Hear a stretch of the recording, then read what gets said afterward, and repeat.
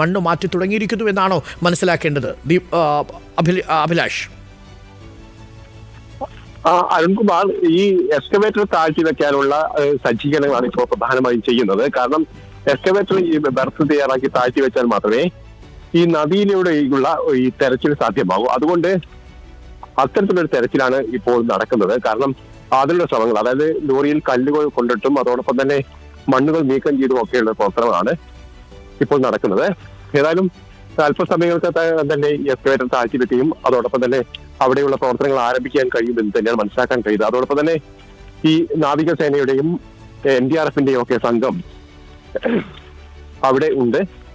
അവർ ഉടൻ തന്നെ ഈ പുഴയോടത്ത് തിരച്ചിൽ നടത്താനുള്ള സാധ്യതയാണ് ഇപ്പോൾ തെളിഞ്ഞു വരുന്നത്. പ്രത്യേകിച്ച് ഈ വാഹനം കൃത്യമായി ലൊക്കേറ്റ് ചെയ്തിട്ടുണ്ടെങ്കിൽ പോലും അതിന്റെ കിടപ്പ് എങ്ങനെയാണ്. ഓക്കെ അഭിലാഷ്, തുടരാം. എനിക്കറിയാം അഭിലാഷ് ഇപ്പോൾ മറുകരയിലാണ് നിൽക്കുന്നത്. അവിടെ നിന്ന് നമ്മൾ കാണുന്ന ദൃശ്യങ്ങൾ പ്രേക്ഷകരിൽ നമ്മൾ എത്തിക്കാം. എന്താണ് സംഭവിക്കുന്നത് എന്നത് ഇപ്പോൾ റിവർ ബെഡ് ഒരുക്കുന്ന ദൃശ്യങ്ങളാണ് നമ്മൾ ഇനി പ്രേക്ഷകരിലേക്ക് എത്തിക്കുക. റിവർ ബെർത്ത് എന്ന് വേണമെങ്കിൽ നമുക്ക് പറയാം. റിവർ ബെർത്ത് ഉണ്ടാക്കുന്നു. ആ റിവർ ബെർത്തിലേക്ക് ഈ ലോങ് ബൂം എക്സ്കവേറ്റർ ഇറക്കും. 2 ലോങ് ബൂം എക്സ്കവേറ്ററുകൾ, രണ്ടാമത്തെ ലോങ് ബൂം എക്സ്കവേറ്റർ എത്തിയിട്ടില്ല. അഭിലാഷ്, ഒരു കാര്യം നമുക്ക് കൺഫേം ചെയ്ത് കിട്ടേണ്ടത്, അഭിലാഷ്, ഈ ലോങ് ബൂം എക്സ്കവേറ്റർ രണ്ടാമത്തത് അവിടെ എത്തിച്ചോ? വരെ എത്തിച്ചിട്ടില്ല. കാരണം ഒരു ലോങ് ബൂം എക്സ്കവേറ്റർ ഉപയോഗിച്ചുള്ള ഈ തെരച്ചിലാണ് ഇപ്പോൾ ശ്രമങ്ങൾ നടക്കുന്നത്. അതിനുള്ള ഒരു ബെർത്താണ് ഇപ്പോൾ ഒരുക്കാനുള്ള നീക്കവും നടക്കുന്നത്. കാരണം ആ ബെർത്ത് തയ്യാറാക്കി എക്സ്കവേറ്റർ താഴത്തേക്ക് എത്തിക്കാൻ കഴിയുമോ? ഓക്കെ, രണ്ടാമത്തെ ലോങ് ബൂം എക്സ്കവേറ്റർ ഇനിയും എത്തിച്ചിട്ടില്ല. അത് യാത്ര പുറപ്പെട്ടിട്ടുള്ളൂ. ബൽഗാവിൽ നിന്നാണ് ആ വാഹനം കൊണ്ടുവരുന്നത്. വളരെ വലിയ വാഹനമാണ്. 30 അടി നീളത്തിൽ അതിൻ്റെ ട്രക്കിൻ്റെ നീളം തന്നെ ആ ലോങ് ബൂം മടക്കി വെച്ചാൽ പോലും 30 അടി നീളമുണ്ട്. ഏകദേശം 42 അടി നീളമുള്ള വാഹനം കൊണ്ടുവരുന്നതിന് പരിമിതികളുണ്ട്. പ്രത്യേകിച്ച് കാർവാറിൽ നിന്ന് ബൽഗാവിൽ നിന്ന് കാർവാർ വരെ എത്തിക്കുക. കാർവാറിൽ നിന്ന് വളഞ്ഞുള്ള പാതകളുണ്ട്. ചെറിയ വനമേഖലയിലൂടെയൊക്കെയാണ് ഇപ്പോൾ സഞ്ചരിച്ചു കൊണ്ടിരിക്കുന്നത്. ആ ദൃശ്യങ്ങളാണ് പ്രേക്ഷകർ ഇപ്പോൾ കാണുന്നത്. ഇപ്പോൾ നമുക്ക് എത്തിയിരിക്കുന്ന ദൃശ്യങ്ങൾ പ്രകാരം രാജധാനി എക്സ്പ്രസ് ഏകദേശം റൈറ്റ് ടൈമിൽ തന്നെ എത്തിച്ചേരും എന്നാണ് അറിയുന്നത്. മഡ്ഗാവിൽ 8:41 ട്രെയിൻ എത്തുന്നു. ഇനി അവിടെ നിന്ന് അടുത്ത സ്റ്റേഷൻ കാർവാറാണ്. കാർവാറിലേക്ക് അല്പസമയം വേണമെങ്കിലും എത്താം. ഇപ്പോൾ പ്രേക്ഷകർ കാണുന്നത് രാജധാനി ഡ്രോൺ വഹിച്ചുകൊണ്ടുവരുന്ന രാജധാനി ഡൽഹിയിൽ നിന്ന് വരുന്ന എക്സ്പ്രസ്. അതിലാണ് ഇനി നമ്മളുടെ ഒരു പ്രതീക്ഷ. ഈ ഡ്രോൺ സിസ്റ്റത്തിലാണ്. റൈറ്റ് ടൈം തന്നെയാണ്, ഏകദേശം റൈറ്റ് ടൈം തന്നെയാണ് എന്നാണ് മനസ്സിലാക്കുന്നത്. ഒരു 6 മിനിറ്റോ മറ്റോ വൈകിയിട്ടുണ്ട്. പ്രേക്ഷകർക്ക് സ്ക്രീനിൽ കാണുന്നത് രാജധാനിയുടെ ആക്ച്വൽ ടൈം ഷെഡ്യൂളാണ്. നമ്മൾ ആ ട്രെയിൻ ടൈം കൂടി ട്രാക്ക് ചെയ്യുന്നുണ്ട്.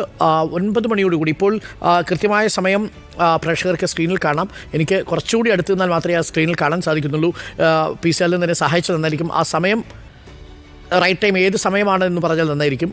9:40 അപ്പോൾ 9:40 കാർവാറിൽ രാജധാനി എത്തും. ഇപ്പോൾ ഒരു 6 മിനിറ്റ് വൈകി ഓടുന്നു എന്നാണ് മനസ്സിലാക്കുന്നത്. അത് മാനേജ് ചെയ്ത് പോവുകയും ചെയ്യും. അപ്പോൾ 9:40 കാർവാർ റെയിൽവേ സ്റ്റേഷനിൽ രാജധാനി എക്സ്പ്രസ്സിൽ എത്തുന്ന ഡ്രോൺ ഒരു 1.25 മണിക്കൂർ, ഒരു 1.5 മണിക്കൂർ എന്ന് കൂട്ടിക്കോളൂ.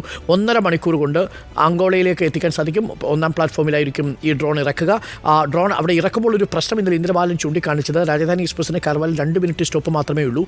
അതുകൊണ്ട് ഡിസ്ട്രിക്ട് അഡ്മിനിസ്ട്രേഷൻ റെയിൽവേയോട് അഭ്യർത്ഥിച്ചിട്ടുണ്ട് കുറച്ചധികം സമയം വേണമെന്നുണ്ട്. കാര്യം ഡ്രോൺ പുറത്തിറക്കണം, അത് സേഫായിട്ട് പുറത്തിറക്കേണ്ടതുണ്ട്. 2 ബാറ്ററി സിസ്റ്റം ഇതിനോടൊപ്പം വരുന്നുണ്ട്. ഇത് രണ്ടും ഈ റൂമിൽ നിന്ന് പാഴ്സൽ വാനിൽ നിന്ന് പുറത്തിറക്കണം. അത് പുറത്തിറക്കാൻ കുറച്ച് സമയം ആവശ്യമുണ്ട്. അപ്പോൾ 2 മിനിറ്റിൽ കൂടുതൽ സമയം രാജധാനിക്ക് കിട്ടണം. എന്നാൽ മാത്രമേ അവിടെ നിന്നും ഈ മെഷീനുകൾ പുറത്തിറക്കാൻ സാധിക്കൂ. ഡ്രോണും പുറത്തിറക്കണം, 2 ബാറ്ററികളും പുറത്തിറക്കണം. അത് 1ാം പ്ലാറ്റ്ഫോമിൽ വയ്ക്കും. അവിടെ അതിനുശേഷം വലിയ വാഹനത്തിൽ തന്നെ കാർവാറിലേക്ക് കൊണ്ടുവരും. കാർവാറിൽ നിന്ന് നേരെ ഷിരൂരിലേക്കും അങ്കോളയിലേക്കും കൊണ്ടുവരികയും ചെയ്യും. ഏകദേശം 1.5 മണിക്കൂറോളം ദൂരമുണ്ട് അവിടെ എത്താൻ. മാത്രമല്ല വളരെ വേഗം കൊണ്ടുവരാനുള്ള സംവിധാനം അവിടെ ഒരുക്കിയിട്ടുണ്ട്. ഈ ഡ്രോൺ എത്തിയതിന് ശേഷം ഒരു 1.5 മണിക്കൂർ എടുക്കും അത് സെറ്റ് ചെയ്യാൻ. ആ 1.5 മണിക്കൂർ സെറ്റ് ചെയ്തതിന് ശേഷം മാപ്പ് ലൊക്കേഷൻ കൊടുത്ത് ഡ്രോൺ പറത്തും. ഏകദേശം 2.5 കിലോമീറ്റർ വരെ ഉയരത്തിൽ പറക്കാം. പക്ഷേ ഇവിടെ അതിൻ്റെ ആവശ്യമില്ല. കാരണം പുഴയുടെ അടിത്തട്ടിലാണ്. വിസിബിലിറ്റി വളരെ ക്ലിയർ ആണ് ആ ഭാഗത്ത്. അതുകൊണ്ട് പുഴയുടെ മുകളിൽ നിന്ന് തന്നെ ഡ്രോൺ പ്രവർത്തിക്കും.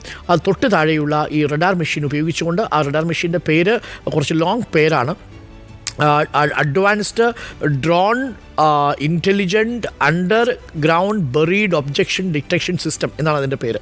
അപ്പോൾ ഗ്രൗണ്ട് ബേസ്ഡ് ഡിറ്റക്ഷൻ സിസ്റ്റമാണ് യൂസ് ചെയ്യുക. ഇതുപയോഗിച്ചുകൊണ്ട് എക്സാക്ട് ലൊക്കേഷൻ, കൃത്യമായും ലോറിയാണോ തുടങ്ങിയ കാര്യങ്ങൾ നമുക്ക് അതിൽ നിന്ന് കിട്ടും. അപ്പോൾ 9:40 ട്രെയിനിൽ ഈ ഉപകരണം എത്തും. 11 മണിയോടുകൂടി കാർവാർ ശിരൂരിലെത്തും. 11 മണി കഴിഞ്ഞാൽ ഒരു മണിക്കൂർ അത് സെറ്റ് ചെയ്യാൻ ടൈം കൊടുത്താൽ ഒരു 12-12:30 ഡിറ്റക്ഷൻ സിസ്റ്റത്തിൽ നിന്നുള്ള സിഗ്നലുകൾ 2 മണിക്കൂറിനുള്ളിലാണ് കിട്ടുക. കാരണം ഇതൊരു ഇമേജിംഗ് പ്രോസസ്സ് അല്ല നടക്കുന്നത്. കാരണം ഈ അണ്ടർഗ്രൗണ്ട് ഫോട്ടോഗ്രാഫി പോലെയല്ല. ഇതിൽ നിന്ന് വരുന്ന സിഗ്നലുകളെ കോഡ് ചെയ്ത് അനലൈസ് ചെയ്താണ് ഒരു മോഡൽ ഉണ്ടാക്കുന്നത്. അത് കുറച്ച് സമയമെടുക്കുന്ന പ്രോസസ്സാണ്. ഇതിൽ നിന്ന് ലഭിക്കുന്ന ഡാറ്റ റിട്രീവ് ചെയ്ത് അതിൽ നിന്നൊരു മോഡൽ ഉണ്ടാക്കുമ്പോഴേക്കും 2-2.5 മണിക്കൂർ എടുക്കും എന്നുള്ളതാണ്. അങ്ങനെയാണെങ്കിൽ 12 മണിക്ക് സിഗ്നലുകൾ ലഭിച്ചാൽ, ഡാറ്റ കിട്ടിയാൽ 2-2:30 മാത്രമേ ഈ ഗ്രൗണ്ട് ഡിറ്റക്ഷൻ സിസ്റ്റത്തിൽ നിന്ന് വിവരങ്ങൾ ലഭിക്കുകയുള്ളൂ. ഇതാണ് ആക്ച്വലി അവിടെ സംഭവിക്കാൻ പോകുന്നത്. ഇത് മാത്രമാണ് അവിടെ സംഭവിക്കുക. ഇനി മറ്റൊന്ന്, ഈ ലൊക്കേഷൻ തിരിയുന്ന മറ്റൊരു പ്രോസസ്സും അവിടെ ഇല്ല.